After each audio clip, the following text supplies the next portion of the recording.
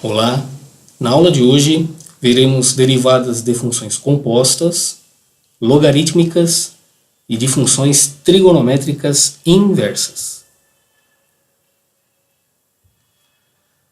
Bom, antes de falar sobre derivadas de funções compostas, que é a mesma coisa que a regra da cadeia, vamos entender de uma maneira bem rápida e simples aqui o que seriam funções compostas. Como você vai perceber, são funções que estão dependentes uma das outras, formando uma espécie de encadeamento. Por isso que se chama regra da cadeia. Então, imagine uma certa função x. Vamos supor que seja a quantidade de peças produzidas. Aí, eu vou ter um exemplo bem simplório, tá? Custo de venda, custo de produção, são muito mais complicados do que isso, né? Eu só estou simplificando aqui. Então, você tem lá x. X é a quantidade de peças produzidas. Aí, eu tenho uma função u, que seria custo. O custo de produção dessas peças. Então, seria 3 vezes x, esse custo de produção. E aí eu tenho uma função y, que seria o preço de venda. O preço de venda, neste exemplo aqui, seria o dobro do valor u, da função u. Aí o que acontece então? À medida que x varia, x está variando, estou produzindo peças, né? Então, u começa a variar também, que seria o custo de produção. Então, tenho mais peças produzidas, o meu custo aumenta, né? O custo total, né? O custo total. E também vai fazer com que a função y também varie. Como? Do seguinte modo aqui, ó. Então, x está variando, né? A função u varia 3 vezes o valor de x, né?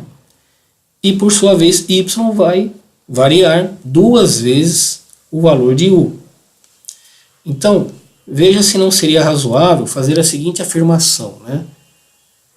Y varia 6 vezes mais rápido do que x, pegando direto y em relação a x. Por quê? Porque acontece isso aqui, ó. Y é igual a 2 vezes u, só que u é 3 vezes x. Então, 2 vezes 3 vezes x, 6x. Agora, se é assim, como é que eu consigo derivar y em relação a x? Fazer direto, né? Daqui para cá, né? Derivando y em relação a x aqui, que está lá no começo. Bom, precisamos notar duas coisas, né? Eu acho que você já deve ter percebido. Y depende do u, e o u depende do x. Então temos uma relação de dependência em cadeia, não é? Então vamos chegar na regra da cadeia através desta generalização. Então eu tenho uma função u que depende de x. Então essa função u eu vou chamar de g de x. E aí eu tenho uma função y que depende de u, colocando no modo de dependência, né? Então eu tenho que y é uma função u que depende de x. Tá aqui, o mesmo esqueminha, tá? Então tenho x, uma função u que é g de x, e a função y, não é? Que seria uma função f de u. Esqueci de colocar aqui, tá? Então y é f de u.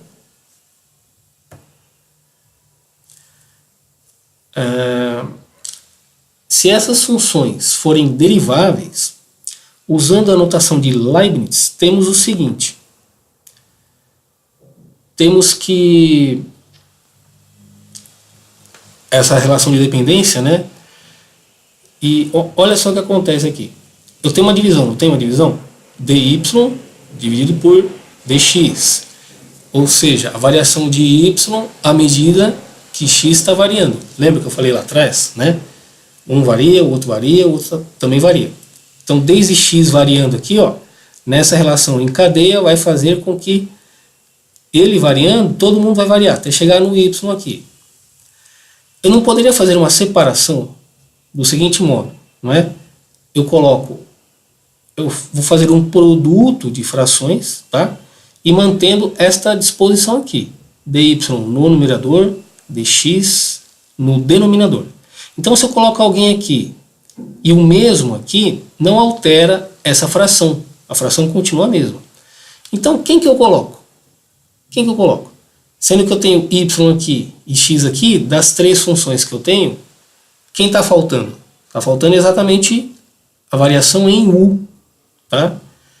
E aí que você tem a regra da cadeia, porque ó, dy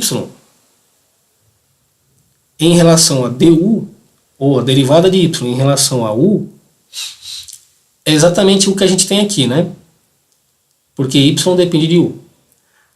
Aí eu tenho a dependência de u em relação a x que está aqui. Tá? Então, para derivar y em relação a x, é desse modo que a gente faz aqui. Ó. Eu derivo y em relação a u e depois derivo u em relação a x. Essa é a regra da cadeia. Tá? Tem um outro modo de falar também da regra da cadeia, que seria o seguinte. Se a função g for derivável em relação a x e essa função f for derivável em relação a u, não é? Tá aqui, ó, né? As duas funções aqui. Sendo que u é o g de x, então a função composta f, um f1 maiúsculo, que é dado por esse modo aqui, né? F composto g. Então, essa função composta, definida desse modo aqui, um f1 de x, que é um f de g de x. A derivada dessa função composta, ela é assim, ó, numa outra anotação. Seria o seguinte, ó, a derivada da função externa, que é o f, ó, tá vendo? O f de u, vezes a derivada da função interna, que é o u, que é esse g de x aqui. Essa notação é só uma notação, tá? Porque no final das contas o processo derivada é o mesmo. Aqui você tem pela notação de Leibniz e aqui pela notação de Lagrange, tá? Talvez por aqui fique mais fácil de perceber o seguinte, exatamente isso que eu disse, ó, que a derivada de uma função composta é a derivada externa vezes a derivada interna, tá? Ó, função externa é o f, função interna é o g.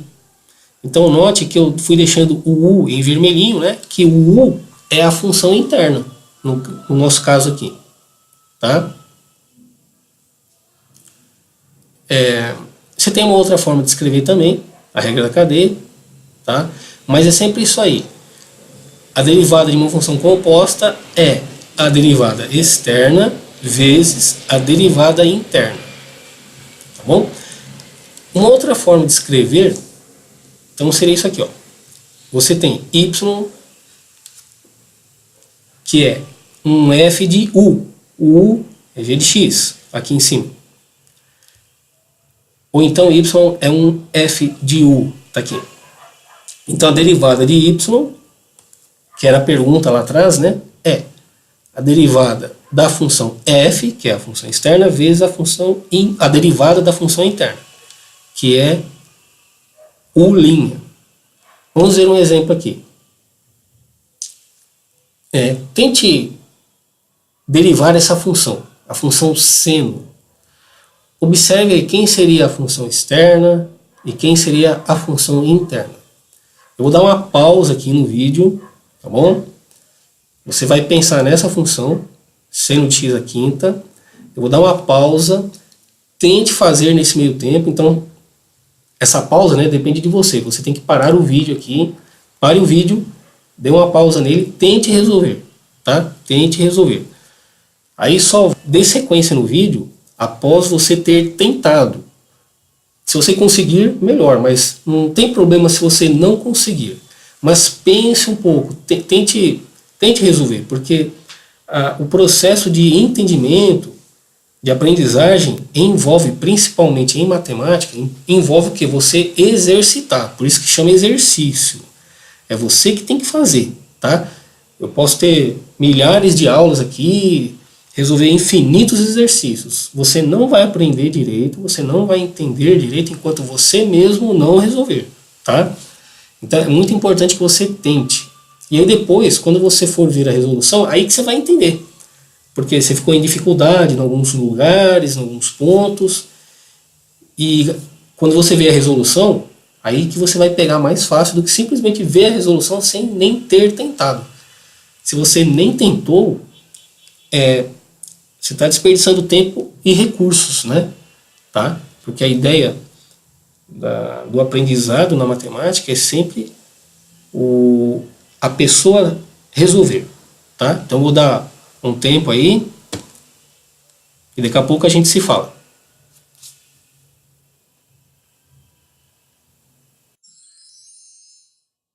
Bom, então você pausou o vídeo, certo? E agora você só vai dar sequência porque você tentou fazer, né? Então eu estou considerando isso. Então vamos lá. Tá aí a função. Então, o seno é uma função externa. A função interna é o x à quinta aqui. Tá bom? Então tá aqui. Sempre, sempre, ó. É importante que você coloque o fundamento que você usou para dar início à resolução do seu exercício. Então a gente colocou aqui, de uma maneira genérica, dado uma função y, que seria esse f de x aqui, né? Função composta, y sendo uma função f de u, a derivada dela é exatamente isso aqui. Derivada da externa, f de u, f' de u, vezes a derivada interna, que é u'. Então está aqui, y é uma função seno de u. É uma função seno. Então, derivada do seno é cosseno. Está aqui, ó, derivada da função f. A função é seno, a derivada é o cosseno. Cosseno de quem? Do u, não é? Do u. Só que u é uma função. Então, essa derivada externa é cosseno de x à quinta. Agora vamos fazer a derivada interna. Então, a função interna é o x à quinta. Derivando, cai o 5, né? A regra da derivada de função potência, cai o 5, o expoente cai, subtrai 1 lá no expoente, então 5x à quarta. Agora falta só montar aqui, ó. Você já tem a derivada externa, derivada interna, é só substituir aqui, ó. Certo? Então, copiando, né, a base teórica e substituindo, tá? Poderia ficar assim, desse modo aqui? Poderia. Só que às vezes pode dar confusão, porque de repente vai pensar que é cosseno de x à quinta vezes x à quarta. O cosseno disso tudo, e não é. Né? Por isso que tem esse colchetes aqui, para evitar confusão e para deixar mais claro, né? A derivada interna eu coloquei aqui na frente, tá bom?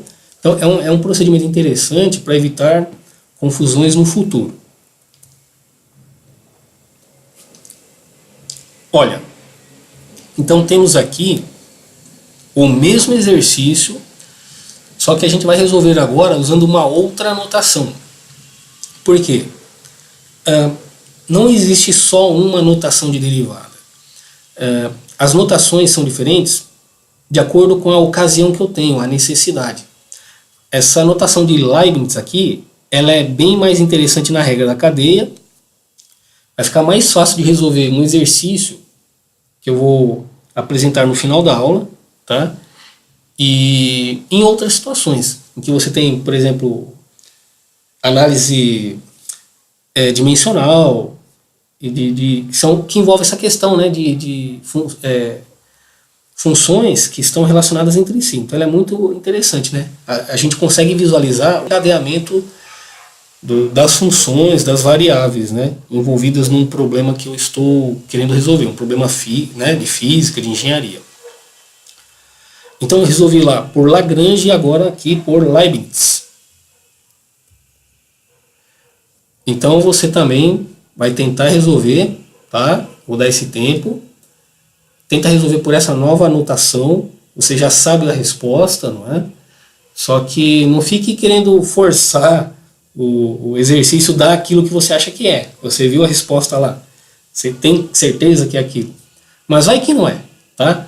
De repente você vai fazer por essa outra anotação e dá diferente. Então se dá diferente, um dos dois está errado, ou as duas formas de resolver estão erradas, tá? Então mais uma vez, ó, pausa o vídeo, tá? Só volta nele quando você tiver tentado resolver.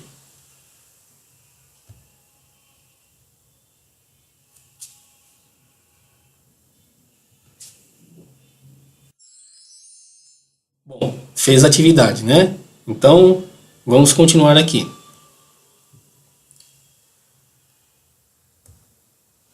Ó, então eu já sei, né, que x à quinta é a função interna e seno é a função externa. Então, derivada do seno, cosseno, está aqui. Cosseno de x à quinta. Função interna é x à quinta. Derivando, fica assim. E aí só substitui, tá? Então, dy dx, quem que é? Derivada de y em relação a u, tá aqui, vezes a derivada de u em relação a x, que é essa daqui, ó. Então, substituindo e rearranjando conforme eu já expliquei antes. Vamos ver um outro exemplo.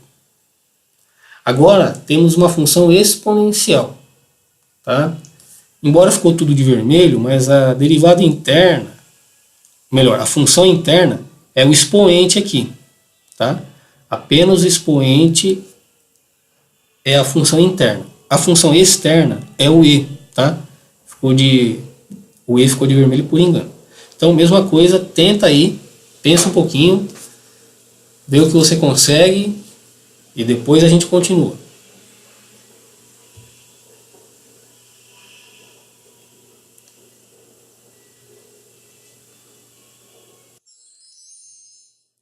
Bom, então vamos lá. Está aí a função. A derivada externa, a função externa, né, é e elevado a u.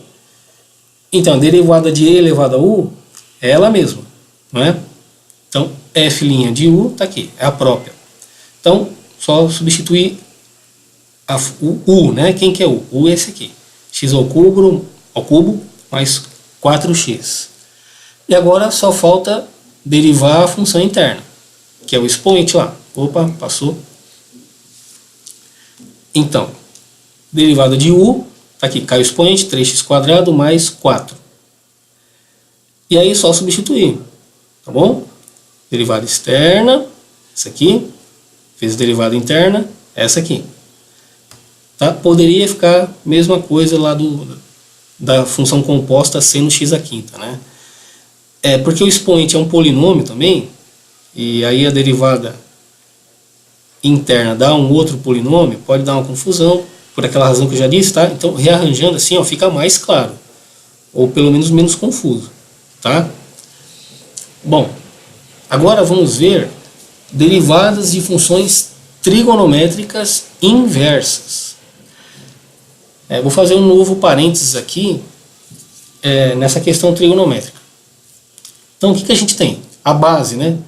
A base disso são as relações ou as razões trigonométricas num triângulo retângulo. Tá? Ó, a razão, então, é o quociente, né? A divisão de um lado pelo outro. Então, a gente tem, ó, a relação seno. O que é seno? Cateto oposto a um ângulo. Então, o seno do ângulo θ em relação a θ, pegando θ como referência para todas as demais relações, o seno é o cateto oposto, que é A, dividido pela hipotenusa. Chamamos de H aqui, está aqui, A por H. Cosseno é o cateto adjacente, tá? Por que o adjacente não é o H? Porque o H, a hipotenusa, é o lado oposto ao ângulo reto, tá? Então já tem um ângulo reto, o lado oposto a ele é a hipotenusa. Então o cateto adjacente só pode ser o B, tá? Então, cosseno, cateto adjacente, que é o B, dividido pela hipotenusa. E a tangente? que é o oposto pelo adjacente, tá? Aí você tem uma relação trigonométrica inversa, olha só, uma relação inversa. O que é o inverso? É a divisão aqui, ó. Porque a cossecante é uma razão inversa do seno. Então o que é cossecante? É a hipotenusa dividido pelo cateto oposto, tá? E assim você tem a secante e a cotangente em relação a cada um aqui, ó, na mesma linha, tá? Na mesma direção aqui, ó, tá? Então esse é uma razão inversa desse, razão inversa, tá? É a divisão que é o contrário, é inverso. Então eu estou enfatizando muito isso para não confundir com função, que é aqui, ó, na sequência. Então eu tenho a função seno, por exemplo, seno. Então seno está variando. Função seno, função cosseno, função tangente. E tenho também a função cossecante. Olha, essa função não é função inversa do seno, tá? Pela razão que eu já expliquei lá. Então seno com cossecante são razões inversas entre si. Mas então quem que é a função inversa do seno, se não é o cossecante? É a função arcosseno. Arco. Por exemplo, você tem, vamos supor que x seja um valor de 30 graus, um ângulo de 30 graus. Então o seno de 30 graus vale, lembra quanto vale? Meio, 1 sobre 2. Então, seno de 30 é igual a meio.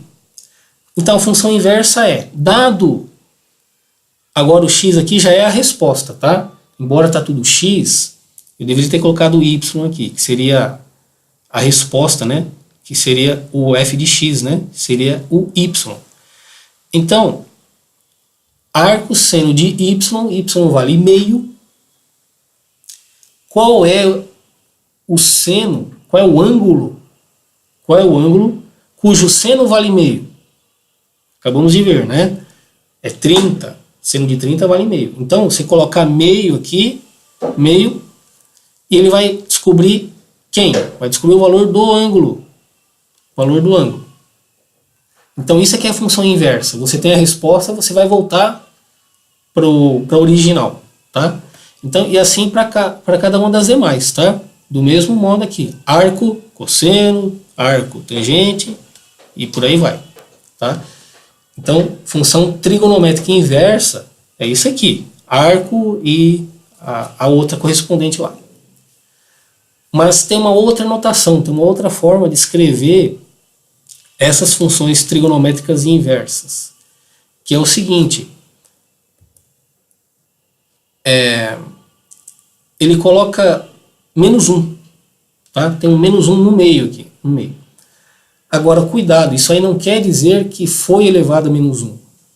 Quer dizer apenas que é a função inversa trigonométrica. Tá bom? É apenas a função inversa trigonométrica de quem? Do seno. Assim fica de uma forma mais direta, tá? Então eu só estou fazendo essa ressalva, tá? Que talvez isso aqui pode confundir, mas é usada, tá? As calculadoras utilizam bastante essa notação de função inversa trigonométrica. Bom, as derivadas destas funções aqui são essas daqui, ó. Então, derivada de arcosseno, 1 sobre a raiz quadrada de quem? 1 menos x quadrado. 1 menos x quadrado. Derivada do arco cosseno é a mesma coisa aqui, só que tem o sinal de menos. E a derivada de arco tangente não tem a raiz, né? E é 1 mais x quadrado. Agora a derivada de arco cosseno é essa daqui, ó. Você tem um menos, tá bom? 1 dividido x vezes a raiz de x quadrado menos 1. Ó, a posição, né, tá trocada, tá bom? E ainda tem um x aqui. Derivada de arco cossecante, né? Arco cossecante. Derivada de arco secante é igual de cima, sem o sinal. E derivada de arco cotangente, ó, só troca o sinal em relação a esse aqui, né? E ainda tem um menos aqui. Agora só um detalhe, né? Uma observação.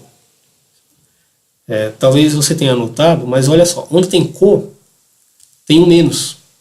Ó, cossecante, tem um menos. Cotangente, tem um menos aqui. Só uma curiosidade, tá?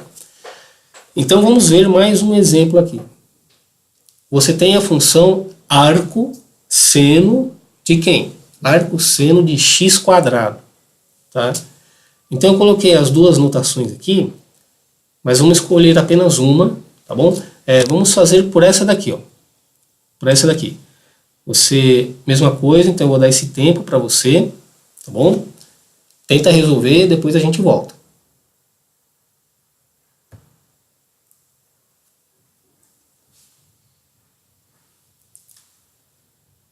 Bom, tentou, né? Você deve ter tentado aí, então vamos ver aqui. Ó, derivada de arco seno, seno de x quadrado, né? Então, ó, a função externa é a função arco seno. Então, derivada de arco seno tá aqui, tá? E aí só substitui u. Quem que é u? U é x ao quadrado.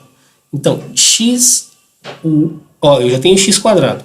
Só que é u ao quadrado. Então, x quadrado ao quadrado multiplica o expoente. Então, ficou x à quarta aqui. A função interna é x quadrado, né? Derivando fica 2x. E aí você vem substituir aqui. Copiou, substituiu, tá? Aí o 2, como ele está aqui no numerador, embaixo dele, o denominador seria 1, né? Então, mantém isso aqui e só multiplica esses dois, ficou 2x sobre a raiz quadrada de 1 menos x à quarta. Agora, ó, vamos resolver de novo o mesmo exercício com outra notação, para treinar o uso da outra notação, tá? Então, a mesma coisa, tenta resolver aí, tenta derivar, tá? E daqui a pouco a gente volta.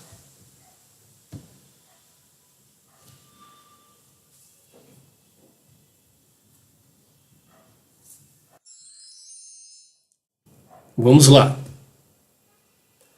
Então tá aqui, usando Leibniz agora.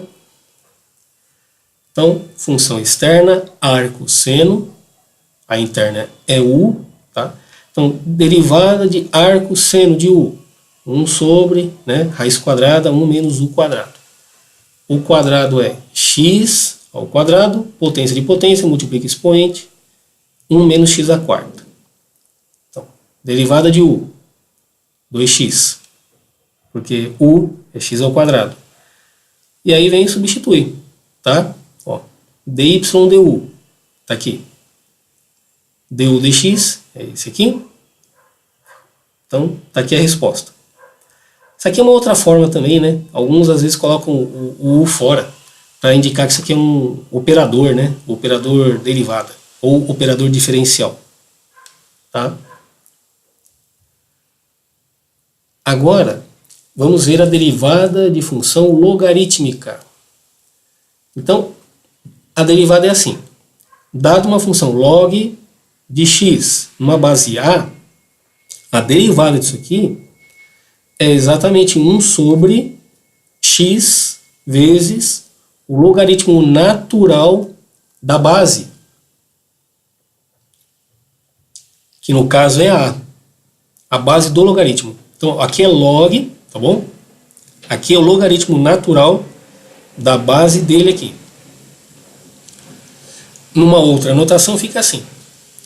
Agora, olha só. E se a base for o número e?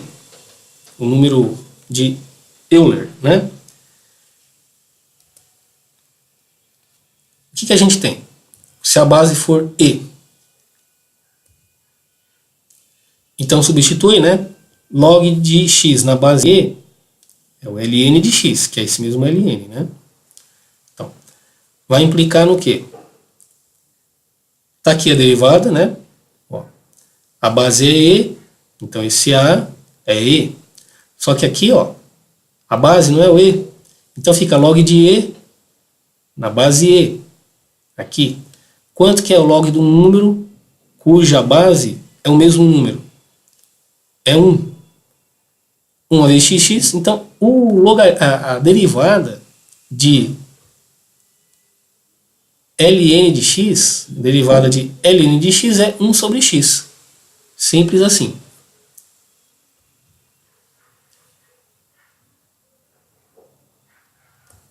Então vamos ver mais um exemplo aqui.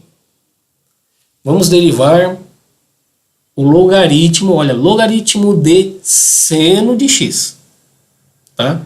Na base 3. Então a mesma coisa, tenta resolver aí, pausa o vídeo, daqui a pouco a gente volta.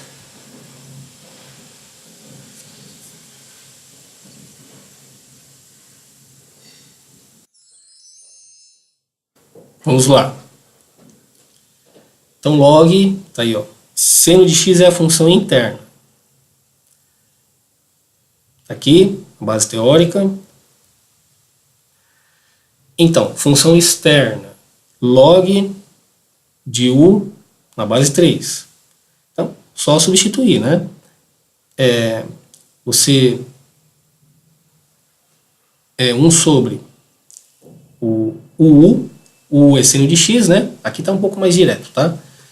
Vezes o ln de 3.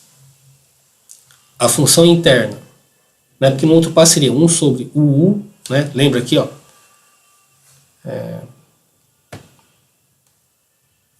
Aqui, vamos ver, ó. A derivada. Certo? Derivada do logaritmo de x, né? Então lá é 1 sobre u vezes o logaritmo natural do a. Que no caso é a base, né? Então voltando aqui, ó.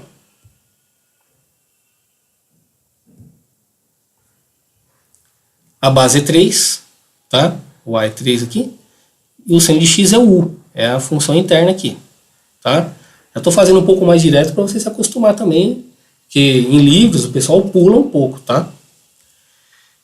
Então, aí, ó, derivada externa, log, derivada de log, 1 sobre log de u, né? Então, 1 sobre log de u, desculpa, log de u, 1 sobre u vezes o logaritmo natural da base, que é 3. E aqui, u é seno de x, derivada de seno é cosseno, e aí vem substituir. Derivada externa, essa aqui. Vezes derivada interna, esse aqui, tá? Agora, olha só o que acontece. Cosseno dividido por seno, lembra que eu mostrei lá nas relações trigonométricas? Então, é a razão trigonométrica inversa de quem? Da tangente, né? Que é a cotangente, tá bom?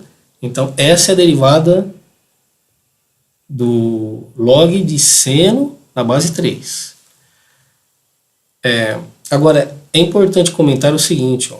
Às vezes você vai no livro, a resposta está assim, e você parou por aqui. Tá certo também. Só que de repente, putz, errei. E aí você esquece que isso é uma relação trigonométrica chamada cotangente, tá? Então, fique atento quando você olha a resposta do livro. Não quer dizer que você errou. Pode ser que o livro colocou de uma outra forma, né? Pode ser que seja errado também, né? Tem essa chance, tá? Mas é importante você se atentar a isso aqui. A forma com que você escreve a resposta, tá bom? Então, de novo, mesmo exercício, resolvendo agora pela notação de Leibniz, tá? Então, você tem log de u na base 3, ó. Então, fica 1 sobre u, né? Vezes ln de 3. Aqui, derivada do seno é cosseno. Então, reescrevendo. dy dx, né? É dy du vezes du dx. dy du, que é a derivada da função externa. Tá aqui. Aí, ó. E a derivada da função interna, que é u, derivada de u em relação a x, ó. Cosseno, derivada do seno, cosseno. Certo? Bom, então, por hoje é isso. E na próxima aula, então, vamos ver esta aplicação aqui, ó. Que é uma aplicação bem prática da regra da cadeia.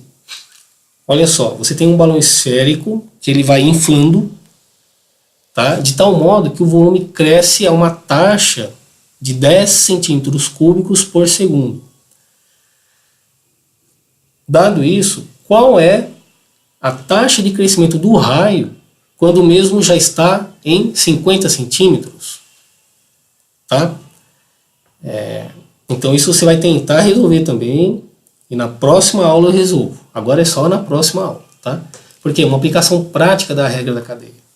Agora uma dica, observe que já foi dado o que para você? Já foi dado a taxa de crescimento, o valor do raio, né? E ele quer saber então o crescimento do raio quando ele vale 50 centímetros. Tá bom? Ó, uma dica aqui. Volta lá no começo da aula e veja como que a gente desenvolveu o raciocínio para chegar na regra da cadeia. Aquele encadeamento. Você tem o mesmo tipo de encadeamento aqui, tá? Então tenta refazer aquele encadeamento a partir destes dados aqui. Então você tem a variação do volume, tá? Variação do volume. E vai ter uma variação no raio, sendo que o volume aumenta, o raio, claro que está aumentando, né? Seria o mesmo caso de, por exemplo, esferas de rolamento. Ela está lá parada, começa a trabalhar, gera atrito, o atrito produz calor, o calor vai fazer a esfera dilatar. É a mesma coisa. Então, qual que seria o dilatamento? Se fosse isso uma esfera, né? Vamos supor que fosse uma esfera de raio 50 milímetros, por exemplo, né? 50 milímetros de raio, e cresce aí, ó, o volume 10 milímetros cúbicos por segundo. Qual seria a taxa de crescimento do raio? Se fosse um rolamento de esferas, tá? É a mesma coisa. Então a gente fez aqui para balão, só para a gente visualizar melhor que ele cresce, né? A dilatação de uma esfera é muito pequena, a gente quase não nota, né? A olho nu dificilmente você vai perceber, tá? Então tenta resolver isso aqui, tá? E a gente se vê na próxima aula. Muito obrigado, até mais.